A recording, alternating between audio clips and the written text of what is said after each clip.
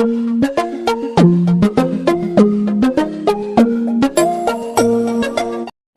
ప్రభువును ప్రియరక్షకుడైన మన ప్రభు అయిన యేసయ్య శ్రేష్టమైనటువంటి నామంలో ఈ 21 దినాల ప్రతిష్ఠిత ప్రక్షాళన కూడికల్లో 2వ రోజు ఈ ప్రత్యేక ప్రార్థన కూడికలోనికి వచ్చిన దేవుని బిడ్డలైనటువంటి మీ అందరిని బట్టి నేను ప్రభువుని స్తుతిస్తూ ఉన్నాను. మీ అందరికీ కూడా ప్రభు పేరట నా ప్రేమ వందనాలు తెలియజేస్తాను. అమ్మ మీ అందరికీ వందనాలండి.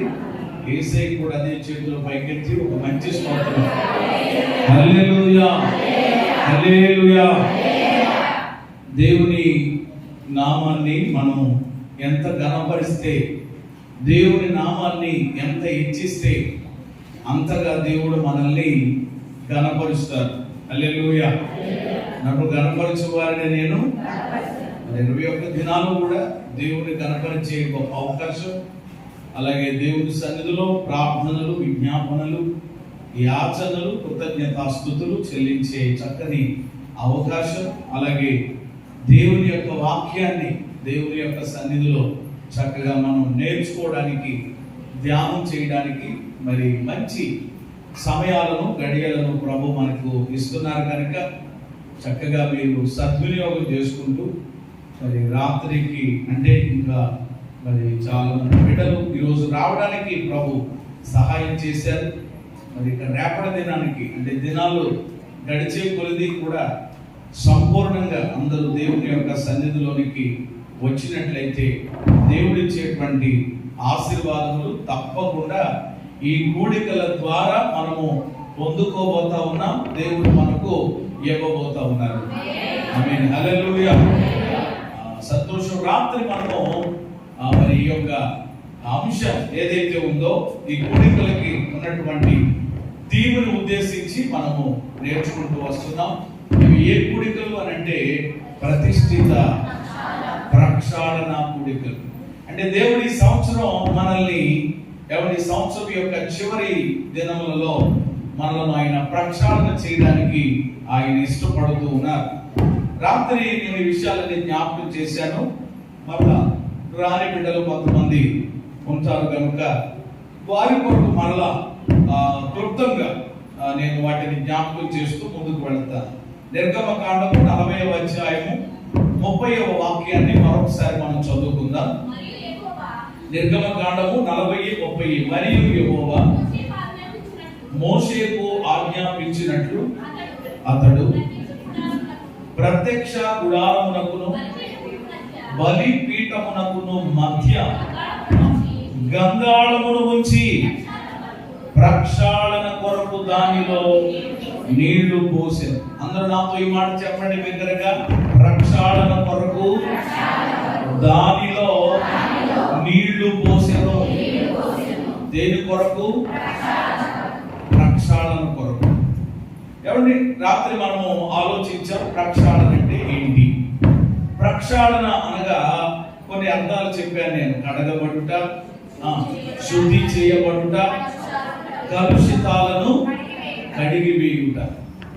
కాబట్టి ఈ కార్యక్రమాన్ని దేవుడు మన జీవితాల్లో, మన కుటుంబాల్లో అవి ఆరోగ్య పరిస్థితులైనా లేక ఆర్థిక పరిస్థితులైనా అది ఏవైనప్పటికీ కూడా దేవుడు వాటిని శుద్ధి చేయడానికి, ప్రక్షాళన చేయడానికి, చేసి మనలను దీవించడానికి, ఆశీర్వదించడానికి ఆయన ఇష్టపడుతూ ఉన్నారు.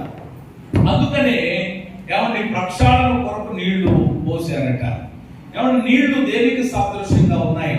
మనం 3 విషయాలలో ఆలోచించాం. మొదటిది నీళ్లు వాక్యానికి, రెండవది పరిశుద్ధాత్మకు, 3 లోకానికి సాదృశ్యంగా ఉన్నట్లుగా మనం చూసాం.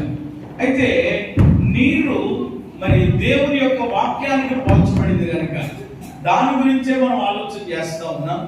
ఆత్మల గురించి కానీ లేక లోకాన్ని గురించి కూడా ఇప్పుడు మనము ఆలోచించట్లేదు. కానీ ఆ మొదటి విషయాన్ని గురించి మనం ఆలోచన చేస్తూ నీరు మరి దేవుని యొక్క వాక్యానికి పోల్చబడింది. దేవుని వాక్యం నీటితో పోల్చబడింది. ఆల్రెడీ ఆ విషయాలు కూడా ఎఫెసీ పత్రికలో 5:25 నుండి 27 వచనాలు రాత్రి మనం చదివాం. అక్కడ మనం నోట్ చేసుకోవాల్సినటువంటి మాట ఏంటంటే, మరి వాక్యం అనేటువంటి ఉదక స్నానం. ఉదకము అంటే అర్థం ఏమిటి? ఉదకం అంటే ఏమిటి? ఉదకం అంటే నీళ్ళే. ఉదకం అంటే నీళ్లు. అంటే నీళ్ళకి మరొక పేరు ఏమిటి అని అంటే ఉదకం. అంటే ఉదకము ద్వారా అనగా నీళ్ల ద్వారా చెప్పండి, దేవుడు ఏం చేయించాలనుకుంటున్నాడు? సంఘాన్ని స్నానం చేయించాలనుకుంటున్నాడు.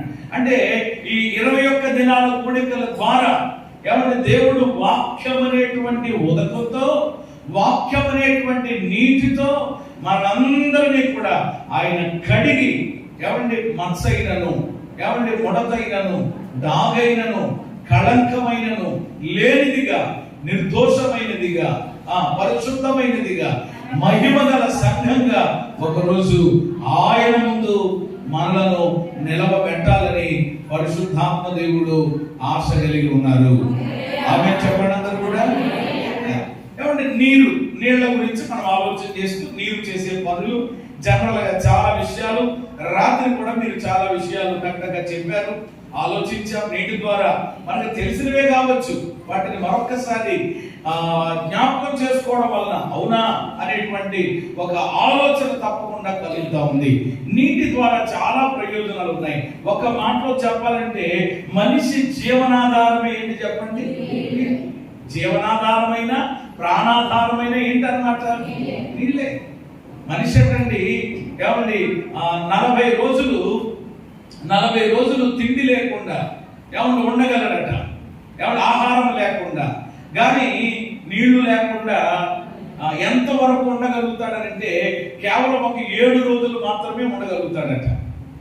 7 రోజుల వరకు మాత్రమే ఆహారము తిండి లేకుండా మనం ఉండగలుగుతాం. కానీ 7 రోజులైన తర్వాత తిండి సంగతి ఎలా ఉన్నా కానీ ఏం కావాలన్నమాట? అది మనిషి పరిస్థితి. ఇది జీవనాధారం, ప్రాణాధారం.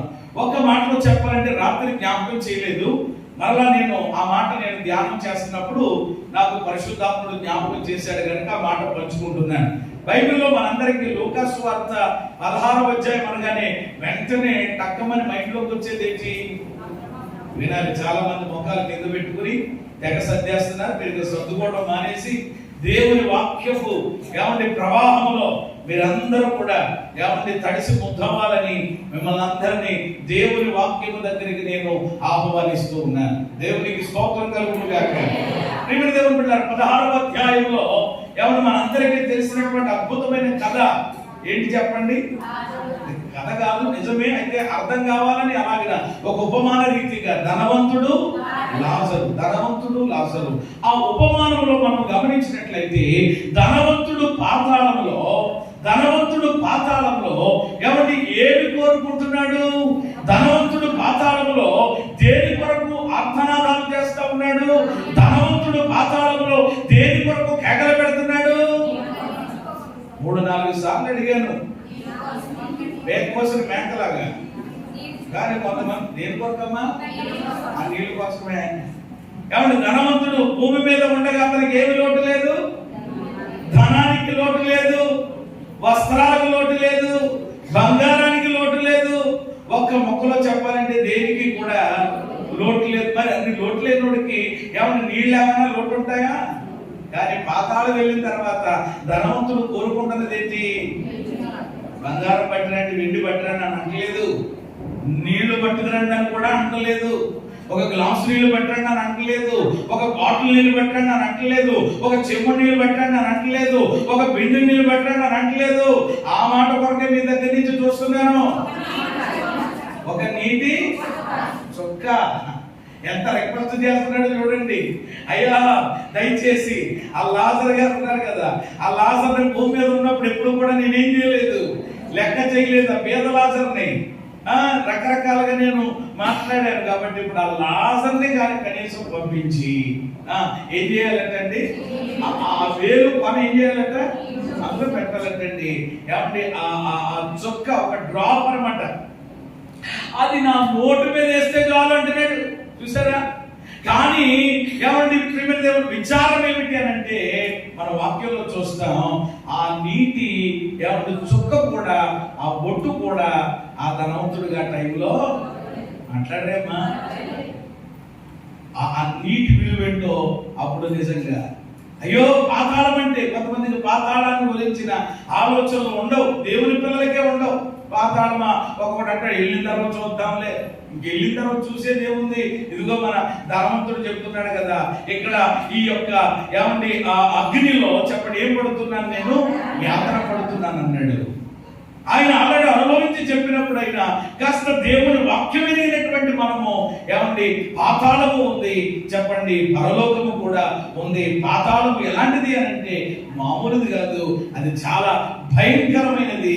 ఏమండి అయితే ఆ వాస్తవానికి చెప్పాలి అని అంటే పాతాళాన్ని ఏమండి సృష్టించింది ఎవరి కొరకు అని అంటే అది మనుషులైనటువంటి మన కొరకు కాదు. ఎవరి కొరకు చెప్పండి?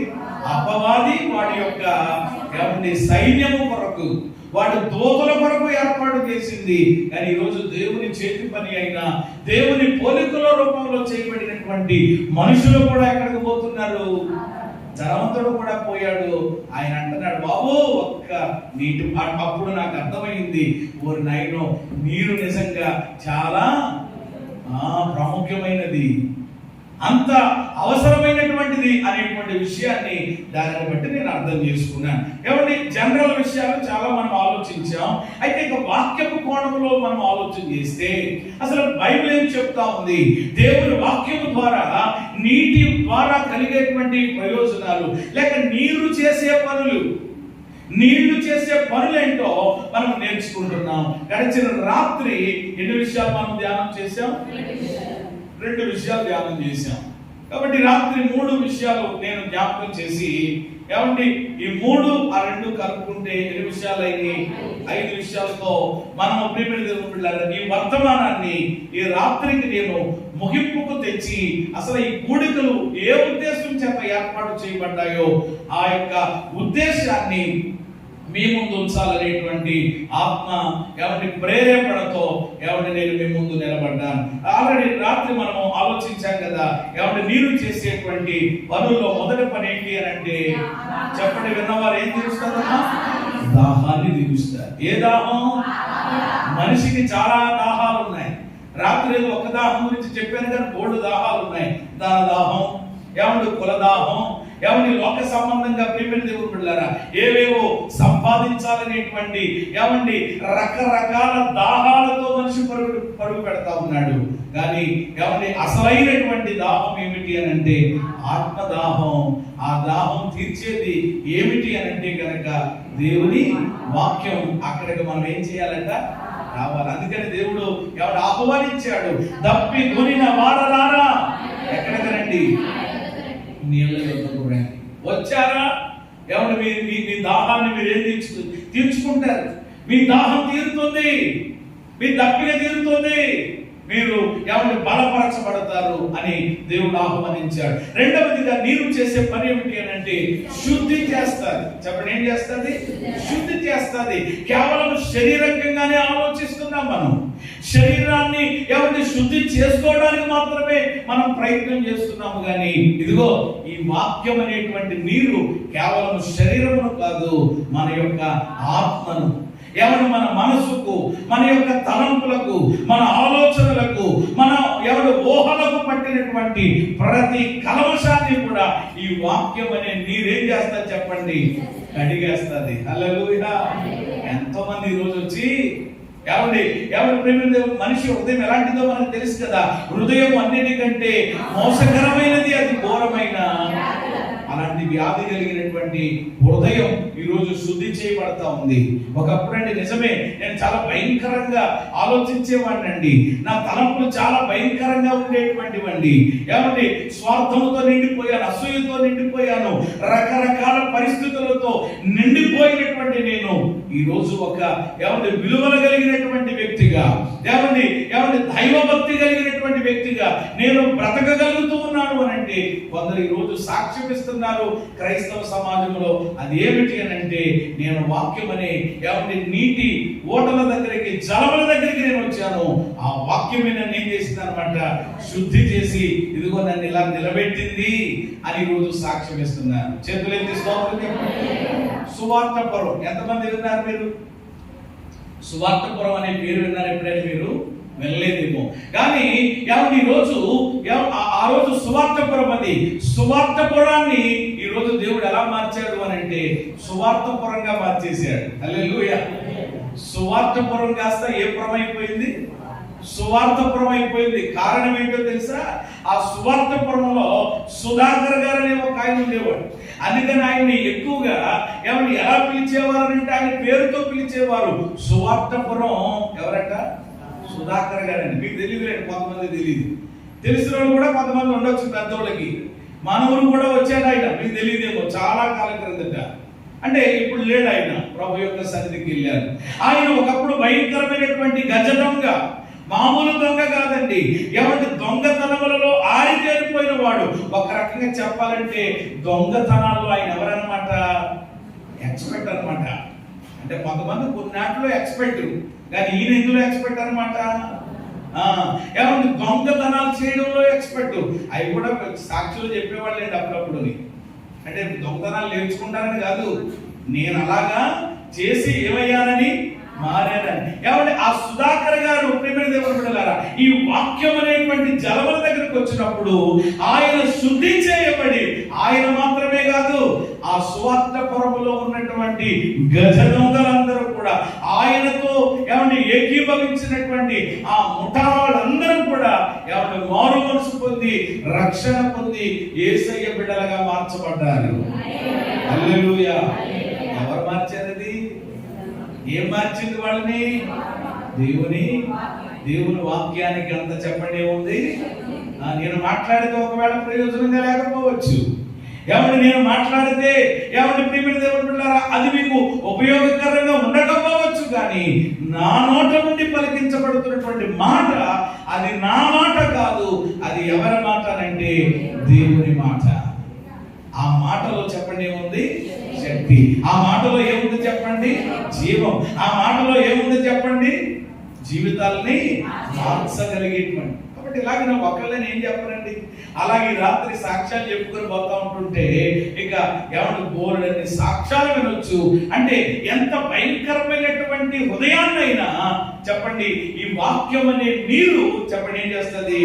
శుద్ధి చేస్తుంది. రెండు విషయాలు ఆలోచించాం. కరెక్ట్గా అనుకునే టైంలో మిగిలినటువంటి విషయాలు చెప్పి నేను మీ కొరకు ప్రార్థన చేస్తాను. రండి, దేవుని వాక్యం చేసే మూడవ పని. ముందు మాట చెప్పిన తర్వాత వాక్యం చెప్తున్నాను కదా. మూడవది ఆ నీరు చేసేటువంటి పని ఏమిటి అని అంటే అది మనలను తెప్పరిల్ల చేస్తుంది. అది మనలను తెప్పరిల్ల చేస్తుంది. చదవండి ఆ వాక్యాన్ని బైబిల్లో 19వ కీర్తన, పరిశుద్ధ వేద గ్రంథంలో 19వ కీర్తన 7వ చరణం. 7వ చరణం 19వ కీర్తన. యెహోవా నియమించిన ధర్మశాస్త్రము యథార్థమైనది, అది ప్రాణమును తెప్పరిల్ల చేయును. దేవునికి మహిమ కలుగును గాక. నీరు చేసేటువంటి పని. నీరంటే వెంటనే మీ ఆలోచనలోకి ఆల్రెడీ వచ్చేయాలి. ఆల్రెడీ ఆలోచించే నీరంటే ఏంటి? వాక్యం, దేవుని వాక్యం. అంటే దేవుని వాక్యం చేసే పనులు కూడా, అది కూడా మీరు ఆలోచించవచ్చు అన్నమాట.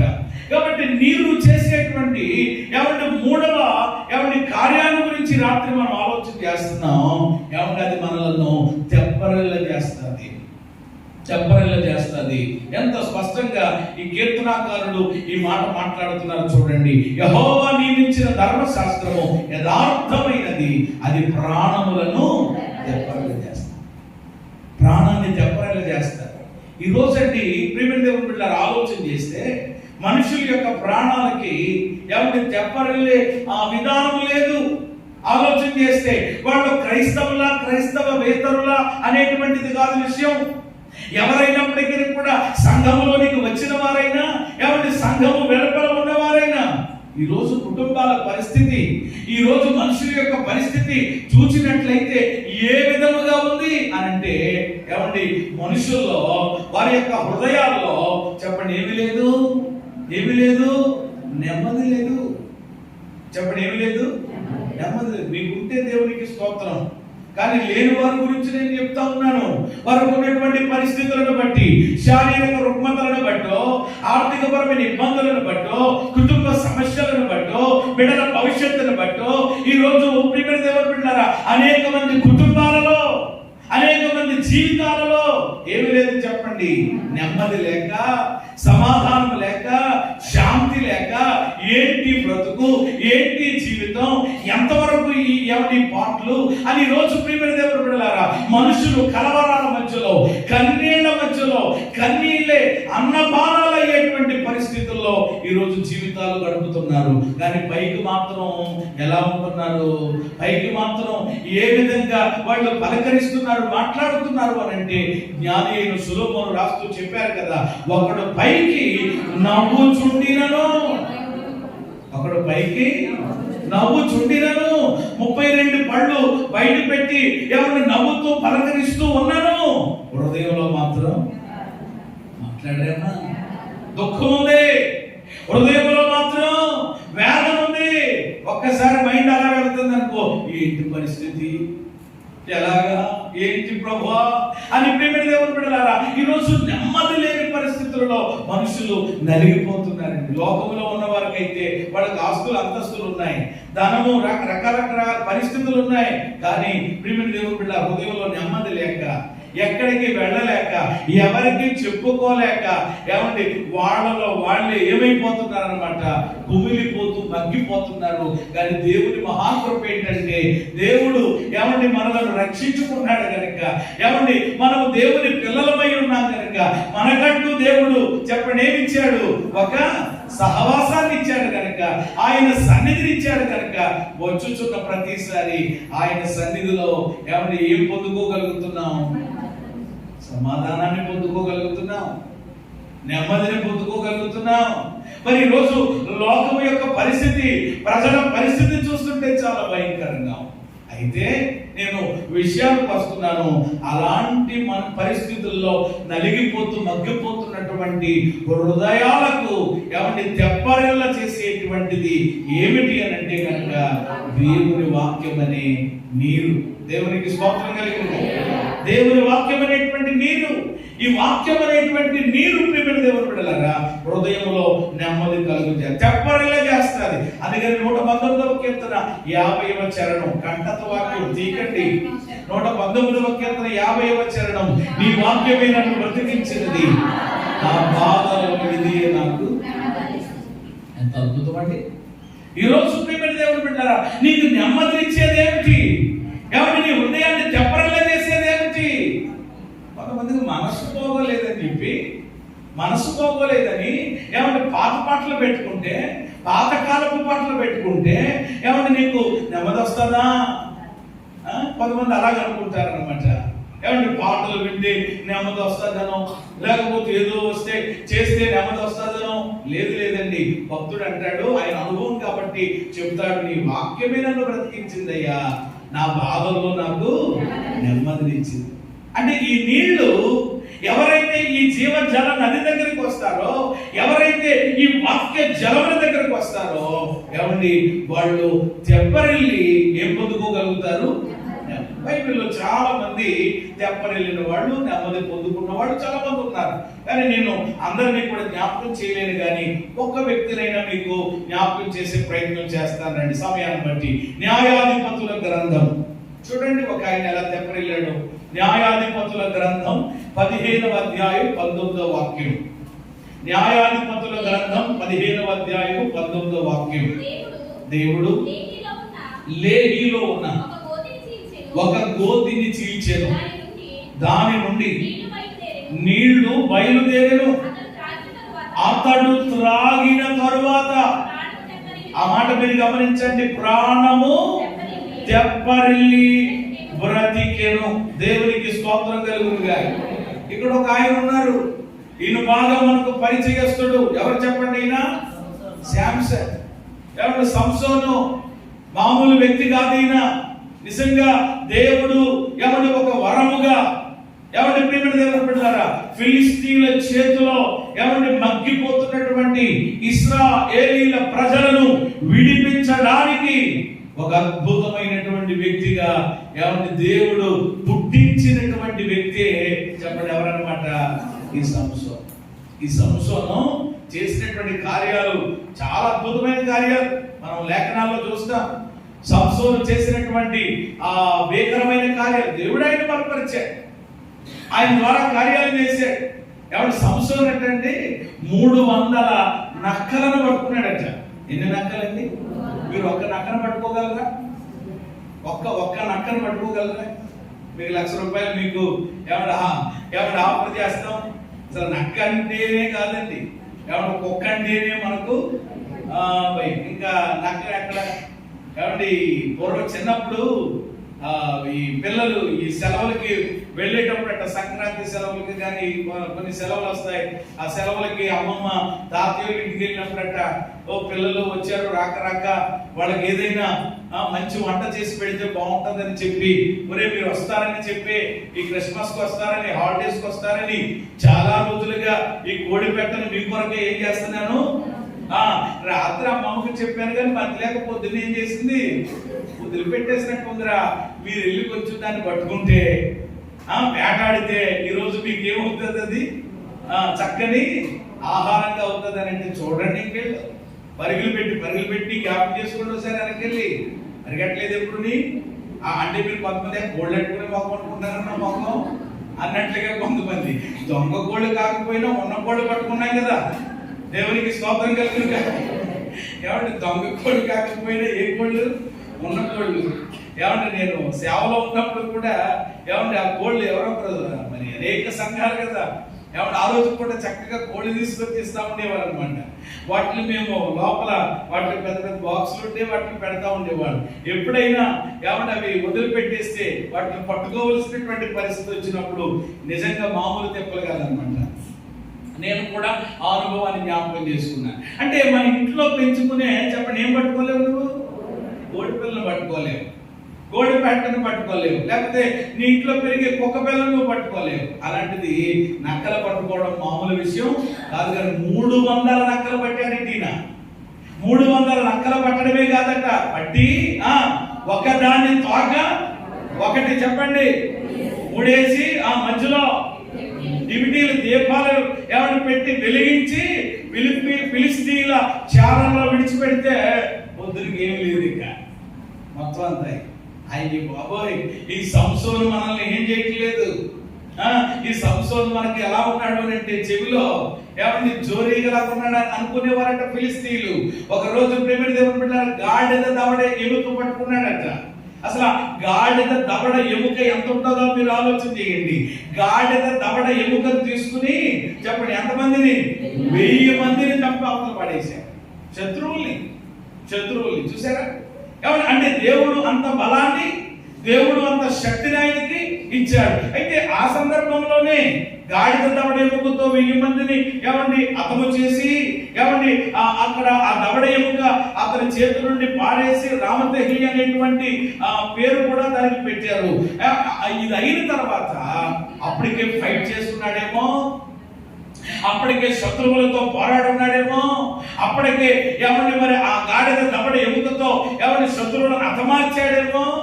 ఏదైనా పని చేసినటువంటి వాళ్ళకి ఏమండి ఈ శరీరం అలిస్తే వెంటనే ఏం కావాలి? దీనికి వెంటనే నచ్చినలే. ఇంత చెమటలు పట్టుకుని వస్తే కనీసం నీకు బండి రాగానే ఏం పట్టి రావాలని లేదు, మొదలెడతారంటే మన బ్రదర్ చూస్తా ఉంటాయి కదా. అందుకని సిస్టర్స్ కి అర్థమైపోయి ఏమంటే ఈ కాలపు సిస్టర్స్ కాదులేండి, ఈ కాలపు సహోదరులు కాదు, కానీ ఈ కాలపు ఇప్పుడు అది ఏమి లేదు. ఫ్రిడ్జ్ లో ఉంది కదా, వెళ్ళి తాగెళ్ళి మళ్ళీ ఎవడు తీసుకొస్తాడండి. ఇది వరకు రోజులు నిజంగా మహాతల్లులండి. వాళ్ళకి చేతులు ఏమంటే జోడించి ఏం పెట్టాలన్నమాట, సైకిల్ రాక టీనింగ్ అనేది అనమాట. సైకిల్లే కదా అప్పుడు. ఎవరు స్కూటర్ రాకండి, బండి సోటు వినపడగానే అమ్మగారు ఎక్కడున్నప్పటికీ కూడా చెప్పండి ఏం పట్టుకుని సైకిల్కి ఎదురెళ్ళాలి. ఏమంటే ఆ మంచినీళ్ళు ఆ గ్లాస్ తోటి చెంబుతోటి మంచినీళ్ళు. ఇప్పటికీ కొందరు ఆ మంచి అలవాటు కలిగే ఉంటారు. వారిని బట్టి దేవునికి స్తోత్రం చెల్లిద్దాం. ఎంత కుళ్ళు తెలుసా మీకు? స్తోత్రం చెప్పలేని వాళ్ళందరూ ఆ బాప్తేనమాట. స్తోత్రం చెప్పలేని వాళ్ళందరూ కూడా ఆ బ్యాచ్ అనమాట. ఏంటి కనీసం ఉదయం నుండి సాయంత్రం వరకు కష్టపడినటువంటి నీ భర్తకు చెప్పండి, ఏమి ఇవ్వలేని పరిస్థితి. ఖచ్చితంగా ఈ కూడికల్లో అలాంటి వారు కూడా మారు మనసు పొందుదురుగాక. ఇప్పుడు మిమ్మల్ని అభినందించాలి. ఎందుకనంటే ఏమన్నా మారు మనసు పొందాలనేటువంటి మనసు చూసారా, దాన్ని బట్టి దేవుడు తప్పకుండా అలాని చేసేది ఏం పర్వాలేదు. కాబట్టి ఒక వ్యక్తి శారీరకంగా అలసిపోయినప్పుడు, ఒక వ్యక్తి ఏమన్నా కష్టపడినప్పుడు ఆ వ్యక్తికి ఖచ్చితంగా చెప్పండి ఏం కావాలి. నా మాట కాదు, మీరే మీ మాటల్లోనే చదవండి 18వ వచనంలో, అప్పుడు అతడు మిక్కిలి తప్పికొనినందున యెహోవాకు మొరపెట్టి, దేవ నీవు నీ సేవకుల చేతి వలన ఈ గొప్ప రక్షణ దయచేసిన తరువాత నేను ఇప్పుడు తప్పి చేతను చచ్చి సున్నతి పొందిన వారి చేతిలో పడవేయవలెనా. ప్రభా, ఇంత ఘనకార్యం చేయించావు కదా, గాడిదవడు ఎప్పుకుతే 1000 మందిని కొట్టి చెప్పారు కదా, ఇప్పుడు నాకు దాహం వేస్తుంది. ఇంతకది ఏంటి? దాహం వేస్తే వెంటనే దొరికేటువంటి స్థలమా కాదు, అరణ్యం. ఎక్కడి నుంచి వస్తాయి నీళ్లు? అందుకని దేవుడికి ఏం చేశాడట, మొరపెట్టి అంటున్నాడు, దేవా నీళ్లు లేక మంచి నీళ్ళు లేకపోతే ఇప్పుడు నేను చచ్చిపోయేలా ఉన్నాను, చచ్చిపోయి ఈ సున్నతి లేని ఫిలిష్తీయుల చేతులకి నేను చిక్కుకుపోవాలా అని ప్రార్థన చేస్తే దేవుడు ఆయన మొర ఆలకించి, ప్రార్థన ఆలకించి దేవుడు ఒక అద్భుతం చేశాడు. అదే ఇందాక చదివించాను. దేవుడు లేహీలో ఉన్న ఒక గోతిని చీల్చాడు. లేహీలో ఉన్న ఒక గోతిని. ఎంత అద్భుతం అండి. అందుకని ఇక్కడ కూడా ఒక మాట మీకు చెప్పాలనుకుంటున్నాను నేను. 21 ఈ ప్రతిష్ఠిత ప్రక్షాళన కూడికల్లో మీరు అనుకోవచ్చు ఏమని, 21 దినాలు ప్రార్థనకి వెళ్ళిపోతే, 21 దినాలు దేవుడి సన్నిధిలో గడిపేస్తే, ప్రార్థన చేసుకుంటే, చావుకులు ప్రార్థన చేసేస్తే దేవుడు కార్యం చేసేస్తాడా? దేవుడు మేలు చేసేస్తాడా? ఈ సమస్యకు పరిష్కారం వచ్చేస్తాదా? ఈ బంధకంలోకి విడుదల వచ్చేస్తుందా? ఈ అప్పు తీరిపోద్దా? ఈ రోగం తగ్గిపోద్దా? ఈ సమస్యకు పరిష్కారం కలుగుతాదా అనే అనుమానంలో ఎవరైనా ఉన్నారా? ఇదిగో ఈ రాత్రి ఇక్కడ మీరు గమనించండి. ఎవరి సంసోను జీవితాన్ని చూడండి. ఆ టైంలో దేవునికి మొర పెడితే దేవుడు అద్భుతంగా, ఆశ్చర్యకరంగా ఎవరి నీళ్లు దొరికేటువంటి స్థలం కాదు, కానీ ఆ స్థలంలో ఆయన కొరకు ఒక గోతుని ఏం చేశాడు. మరి నీ కొరకు ఏం చేర్చబోతున్నాడో, నీ కొరకు ఏం చేర్చబోతున్నాడో, నీ కొరకు ఏ ద్వారం తెరవబోతున్నాడో, నీ కొరకు ఏ అద్భుతం చేయబోతున్నాడో అది మనకు తెలియదు. దేవుడు చేస్తాడు. ఎప్పుడైతే ఆ గోతి చేర్చబడిందో ప్రవాహముగా నీళ్ళు వచ్చినాయి అంట దానిలో నుండి. అతడు త్రాగిన తర్వాత ప్రాణము, నా మొర ఆలకించావు తండ్రి, నా ప్రార్థన విన్నావు నాయన, ఎంత అద్భుతం నాకు చేసావని చెప్పి తెప్పరిల్లి బ్రతికాడట. తర్వాత ఏమయ్యాడో ఆ విషయం ఇప్పుడు మనకు అవసరం లేదు. కానీ ఆ టైంలో దేవుడు ఆయన కొరకు ఆ కార్యాన్ని జరిగించాడు. అంటే ఇప్పుడు దీన్ని బట్టి మనం ఏమర్థం చేసుకోవాలి? నీరు చేసే 3వ పని ఏంటి అని అంటే ప్రాణాన్ని. ఇప్పుడు సంసోను తెప్పరిల్లాడు, మరలా బలం పొందుకున్నాడు, మరలా నూతన బలము పొందుకుని అతడు ముందుకు అడుగులు వేసుకుని వెళ్ళినట్లుగా చూస్తున్నాడు. ఇలా కూడా చాలా సందర్భాలు ఆదికాండంలో మనందరికీ తెలిసిన సందర్భం, హాగరు కథలో కూడా అక్కడ కూడా ఇలాంటి అద్భుతమే దేవుడు చేశాడు. కాబట్టి ప్రియమైన దేవుని బిడ్డలారా, నీరు ఒకటి దాహాన్ని తీరుస్తుంది, నీరు రెండవ మాట చెప్పండి శుద్ధి చేస్తుంది, 3 నీరు తెప్పరలు చేస్తుంది, 4వ మాట నీరు చేసే 4వ పని ఫలింపునిస్తుంది. మనందరికి బాగా తెలిసిన వాక్యం, మొదటి కీర్తన తెలుసు కదా. చెప్పండి ఒకసారి అందరూ మీరు మొదటి కీర్తన.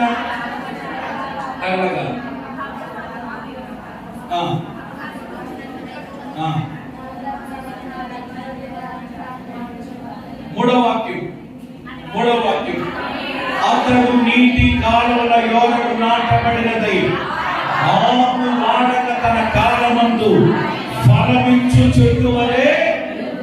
ఏ చెట్టు వలె ఉంటాడంట? ఎవరండి? నీటి కాలువల. ఇదిగో ఎగ్జాంపుల్ గా చూడండి. ఇది మామూలుగా రెడీమేడ్ అయినప్పటికీ కూడా, ఇది మామూలు ప్లాస్టిక్ అయినప్పటికీ కూడా పచ్చదనం కనబడుతుంది. కాబట్టి నేను జ్ఞాపకం చేస్తున్నాను. ఈ యొక్క చెట్టు ఇంత ఫలభరితంగా ఉండడానికి ఏమిటి కారణం అని అంటే కనుక ఇది ఎక్కడ ఉందన్నమాట అండి? నీటి కాలువ. అంటే నీటి కాలువల యోరను నాటబడినటువంటి చెట్టు ఆకు వాడక తన కాలంలో ఏం చేస్తుందట? నీరు అనగా దేవుని వాక్యం. ఆల్రెడీ ఆలోచిస్తున్నా, ఎవరైతే దేవుని వాక్యపు జలాల దగ్గరలో ఉంటారో, ఎవరైతే దేవుని యొక్క వాక్యాన్ని ప్రేమిస్తూ ఉంటారో, ఎవరైతే దేవుని యొక్క వాక్యాన్ని ధ్యానిస్తూ ఉంటారో, వారి యొక్క జీవితాన్ని దేవుడు ఎలా చేస్తాడు అని అంటే ఫలభరితంగా చేస్తాడు. మరొక స్థలంలో చదువుతారా రండి. ఇర్మియా గ్రంథము 17వ అధ్యాయము 7-8 వచనాలు చదువుకుందాం. అక్కడ ఇంకా బాగుంటది ఆ విషయం. ఇర్మియా గ్రంథము 17వ అధ్యాయము 7-8 వచనాలను కనుక మీరు గమనించి చూసినట్లయితే, యెహోవాను నమ్ముకున్నవాడు ధన్యుడు, యెహోవా వానికి ఆశ్రయంగా ఉంటాడు. ఆ మాట మీరు చూడండి. వాడు జలముల యొద్ద నాటబడిన చెట్టు వలె ఉండును, దానికి భయపడదు, దాని ఆకు పచ్చగా ఉంటది, వర్షము లేని సంవత్సరమున ఏమనొందదు, చింత నొందదు, కాపుమా. ఇక్కడ 5 విషయాలు రాసుకున్నాను నేను. 5 విషయాలు ప్రియమైన దేవుని బిడ్డలారా మనకు కనబడతాయి. ప్రియమైన దేవుని బిడ్డలారా, నీరు చేసేటువంటి 4వ పనిని గురించి ఆలోచన చేస్తున్నాం. ఈ నీరు చేసేటువంటి 4వ కార్యం ఏంటంటే ఫలింపునిస్తుంది. ఫలింపునిస్తుంది. ఎవరైతే ప్రియమైన దేవుని బిడ్డలారా ఈ నీటి కాలువల యోరను ఉంటారో, అంటే దగ్గరగా ఉంటారో, ఆ నీటి కాలువల వారు నాటబడినటువంటి వారిగా ఉంటారో, వాళ్ళ జీవితం ఫలభరితంగా ఉంటది. అది ఆధ్యాత్మికంగానైనా, అది భౌతికంగానైనా, ఏ విధంగానైనప్పటికీ కూడా. అందుకని మరలా ఇక్కడ ఇర్మియా గ్రంథంలో కూడా ప్రస్తావన చేస్తూ వాడు జలముల యొద్ద నాటబడిన చెట్టు అన్నాడు. ఎక్కడండి? మీరు చూసే ఉంటారు కదా, ఇప్పుడు మన కాలువ ఉంది, పెద్ద కాలువ.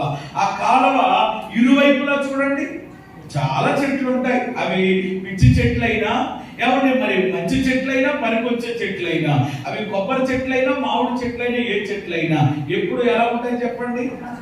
ఎండిపోయి ఉంటాయా? ఎలా ఉంటాయి? చాలా ఫ్రెష్ గా కనబడుతూ ఉంటాయి. అంత మాత్రమే కాదు, పచ్చగా ఉండడమే కాదు, అవి ఫలభరితంగా ఉంటాయి. మంచి కాయలు అవి కాయగలుగుతాయి. కారణం ఏమిటి అని అంటే అవి ఎక్కడున్నాయి అన్నమాట? నీటి కాలువ. అంటే నీటి కాలువల వారం ఉన్న చెట్టుకి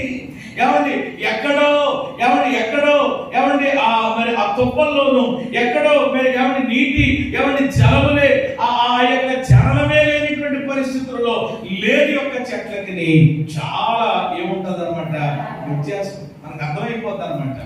మన ఇళ్ళ దగ్గర కూడా చూడండి, ఆ ట్యాప్స్ దగ్గర, కుళాయిల దగ్గర, ఆ పక్కన ఉన్నటువంటి చెట్లకి వేరేగా దూరంగా ఉన్నవాటి చాలా. కారణం ఏమిటి అని అంటే ఎప్పటికప్పుడు ఆ నీటిని ఆ జలములను అవి ఆ సారాన్ని అనుభవిస్తూ ఉంటాయి కనుక అవి ఫలభరితంగా ఉంటాయి. అందుకని ఇక్కడ రాయబడినటువంటి మాట ఏంటంటే వాడు జలముల యొద్ద నాటబడిన చెట్టు వలె ఉంటాడు. ఇక్కడ జలముల యొద్ద నాటబడిన చెట్టు 5 రకాలుగా ఉంటుందట. అందులో మొదటి మాట చూడండి. అందులో మొదటి మాట ఏంటంటే అది కాలువల వారను దాని వేళ్ళు తన్నును. మొదటి మాట ఫలభరితమైన ఆ జలాల దగ్గర ఉన్నటువంటి చెట్టు ఎలా ఉంటుందంటే దాని వేళ్ళు తన్నుతారు. అంటే దాని వేళ్ళు ఎలా ఉంటాయి అన్నమాట? అలా జుట్టట్టుకుని ఎలా పట్టుకుంటే వచ్చేసి ఇలా ఉండవు. ఎలా ఉంటాయి? వేళ్ళు తన్నాయనంటే ఏమైందనమాట? లోపల స్థిరంగా ఉంటాయి. జలముల దగ్గర నాటబడినటువంటి చెట్టు అది కదపలేమది మామూలుగా ఉన్నటువంటి దానికి చాలా తేడా ఉంటుంది. అంటే దాని వేళ్ళు లోపలికి తొలగుతులు వెళ్ళిపోతాయి. అది మొదటి మాట. రెండవది వెట్ట కలిగినను దానికి భయపడదు. ఏం కలిగినా వెట్ట అనగా ఏమిటి? వేడి కలిగిన దానికి ఏమి లేదు. ఎందుకు లేదు భయం? అద్భుతమైనటువంటి నీటి జలాలు ప్రవహిస్తూ ఉంటుంటే నీటి ప్రియమైన దేవుని బిడ్డలారా అద్భుతంగా ఆ ప్రవహించేటువంటి సెలయేరు ప్రకారం ఉంటే దానికి భయం ఎందుకు? అందుకని వెంట కలిగిన, వేడి కలిగిన దానికి ఏమి లేదట, భయం లేదు. అలాగే మూడవదిగా మీరు చూస్తే దాని ఆకు ఎప్పుడు ఎలా ఉంటుంది? ఎండిపోయి ఉండదు, పక్షగా ఉంటది. పచ్చదనం చెట్లు కనబడుతుంది. అలాగే నాలుగవదిగా చూస్తే వర్షము లేని సంవత్సరమున, ఏ సంవత్సరమున? సంవత్సరాలు వర్షాలు కురవకపోవచ్చు, అయినా వర్షము లేని సంవత్సరంలో కూడా అది ఏముందట? చింత ఉండదు, ఐదవది కాపు మానదు. హల్లెలూయా. ఈ చెట్టుకి ఏమి లేదు, చింత లేదు, ఈ చెట్టుకి ఏమి లేదు, భయం లేదు. ఏమని ఈ చెట్టు ఏమని ఏమవుతుంది అంటే వేళ్ళు తన్నుతుంది. ఏమన్నది ఎప్పుడు కూడా పచ్చగా ఉంటది, అది ఎప్పుడు కాపు మాదంటే కాపు కాస్తూనే. అందుకని నేను చెప్పాను ఈ చెట్టు పేరు ఏమిటి అని అంటే ఫలభరితమైన చెట్టు. ఆమేన్. హల్లెలూయా. ఏ చెట్టు? ఇంతగా చెట్టు ఎవరనుకున్నారు మీరు? మీ పెరట్లో వేసుకున్న కొబ్బరి చెట్టు, మీ దొడ్లో ఉన్నటువంటి చెట్టు గురించి నేను మాట్లాడట్లేదు. ఆ చెట్టు ఎవరో కాదు. కొన్నిసార్లు ఏమంటాం చెట్లాగా ఎదిగాడండి, తాటి చెట్లాగా. ఏ చెట్లాగా? తాటి చెట్లాగా ఎదిగాడండి. కానీ మనిషికి ఏమి లేదండి. అసలు వాక్య ప్రకారంగా చూస్తే మనిషిని దేనితో పోల్చడం జరిగింది? దావీదు కూడా 52వ కీర్తనలో నేనైతే దేవుని మందిరంలో ఒక పచ్చని, ఇంకేంటి ఆ చెట్టు ఎవరో కాదు నువ్వే, ఆ చెట్టు ఎవరో కాదు నేనే, ఆ చెట్టు ఎవరో కాదు మనమే. అంటే ఎలాంటి చెట్టుగా ఉండాలి? గొడ్డు చెట్టులా ఉండకూడదు. ఎలాంటి చెట్టుగా ప్రియమైన దేవుని బిడ్డలారా మనం ఉండాలి? ఫలించే ఫలభరితమైన చెట్టులా ఉండాలి. చెట్టును చూసినప్పుడు అలా ఏమేయాలి? చెట్టును చూసినప్పుడు ఏమేయాలి?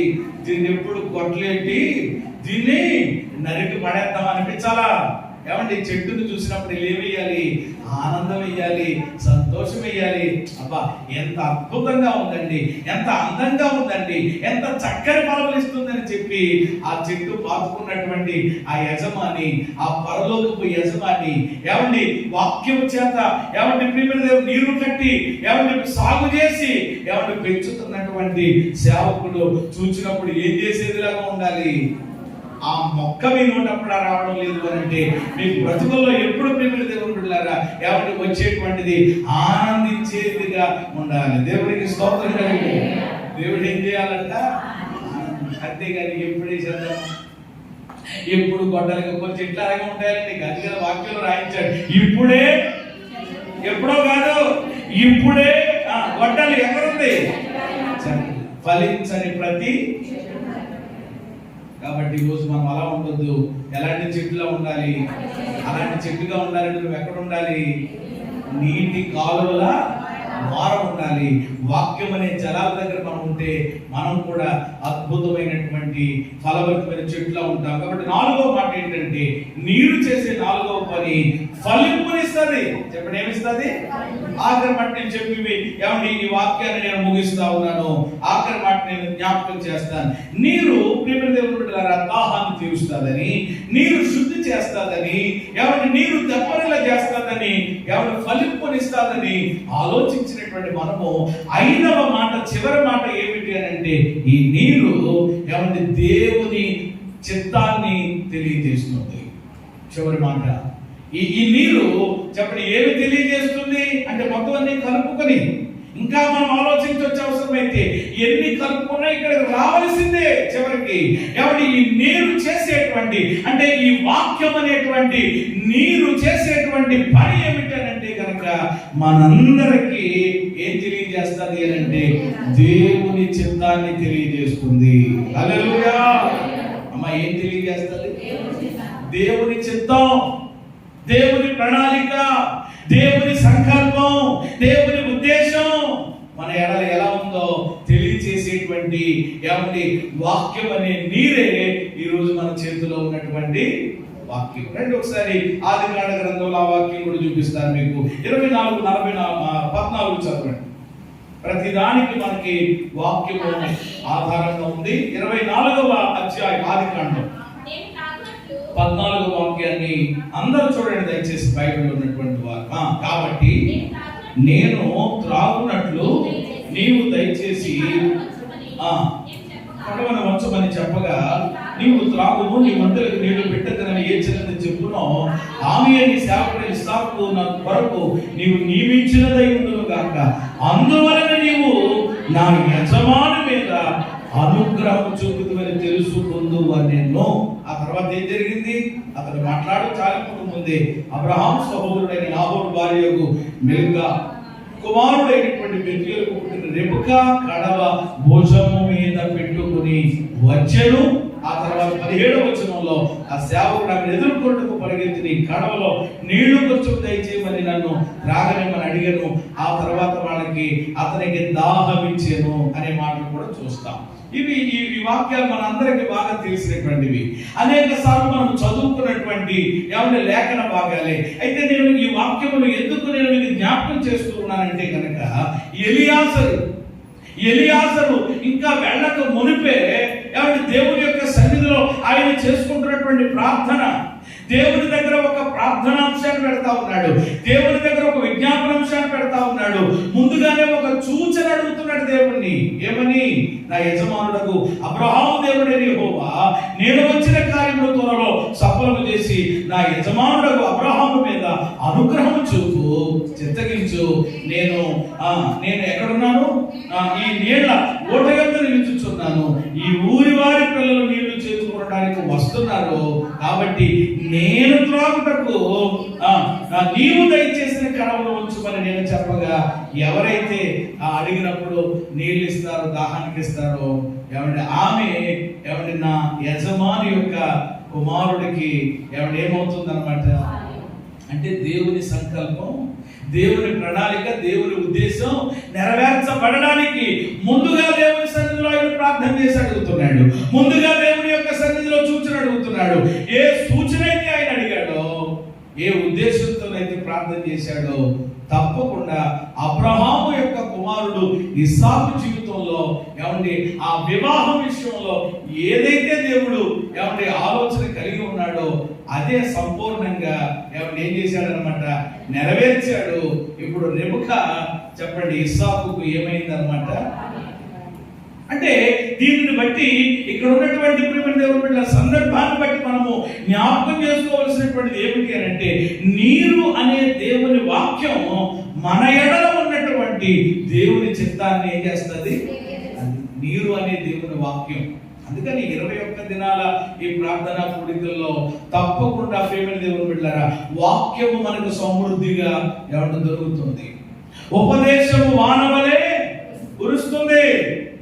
దేవుడు ఉపదేశాన్ని మనందరి మీద ఆయన వర్షములా కురిపించాలని ఆయన ఇష్టపడుతున్నాడు అనంటే, దేవుడు తన చిత్తాన్ని మనకి ఏం చేయాలనుకుంటున్నాడు? తెలియచేయాలనుకుంటున్నాడు. నీరు అనే దేవుని వాక్యము మన ఎడలున్న దేవుని చిత్తాన్ని తెలియజేస్తుంది కనుక, ఇప్పుడు దేవుని చిత్తాన్ని ఎరగాలంటే, దేవుని చిత్తాన్ని తెలుసుకోవాలంటే దేవుని పిల్లలు ఏం చేయాలండి? దేవుని చిత్తం ఎలా తెలుస్తుంది?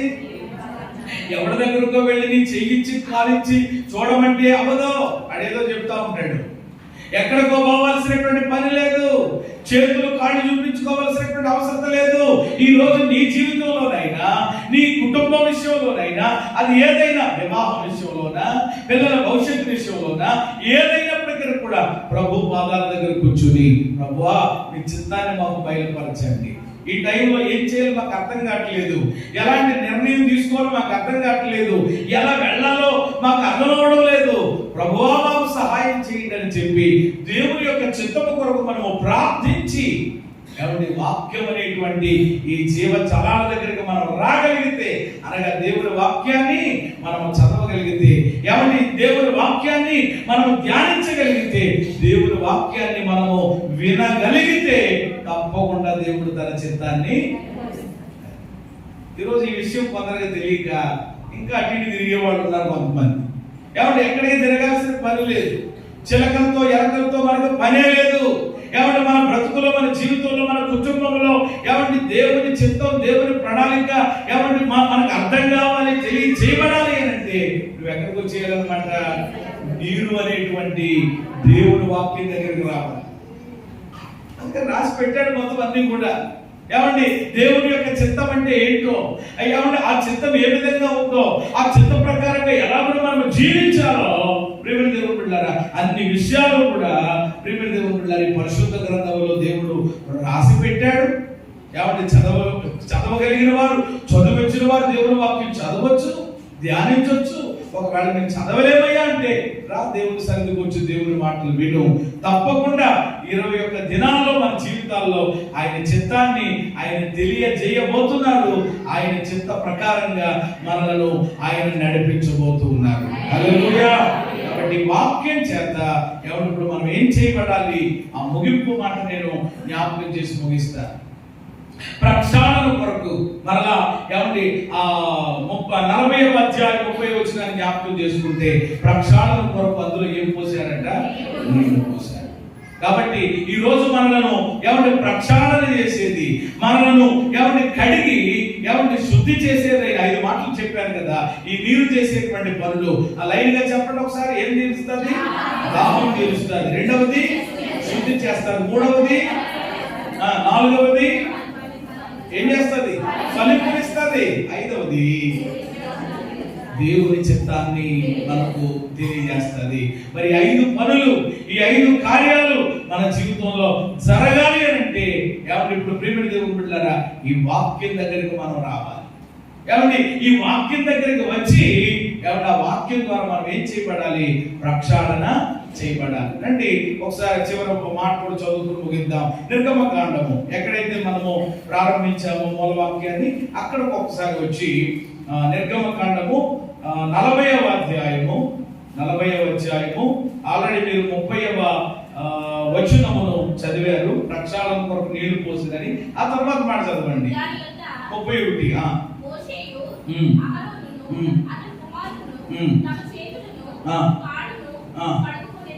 31, 32 కూడా చదవచ్చు. వారు ప్రత్యక్ష గుడారములోనికి వెళ్ళినప్పుడు, బలిపీఠమునకు సమీపించినప్పుడు, 2 సార్లు మీరు గమనించేటువంటి మాట. ఏమంటే 2 సార్లు మనం అక్కడ చూస్తున్నటువంటి మాట ఏంటంటే ఏం చేశారంట? కడుగుకొనిరి. అందరూ చెప్పండి మాట, కడుగుకొనిరి.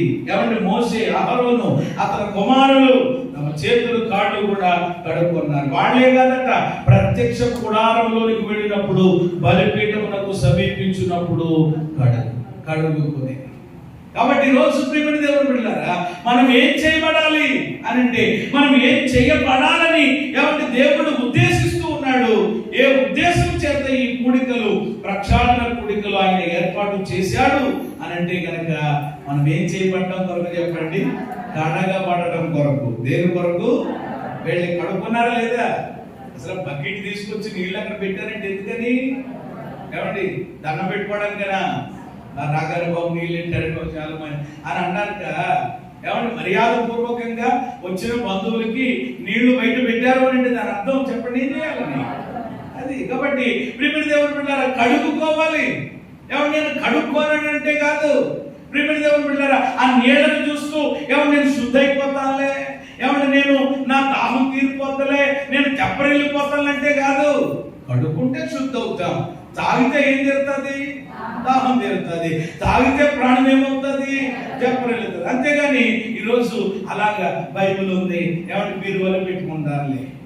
కొంతమంది బీరువాలో పెట్టడానికి ఈ వాక్యాన్ని బీరువాలో పెట్టడానికి కాదు.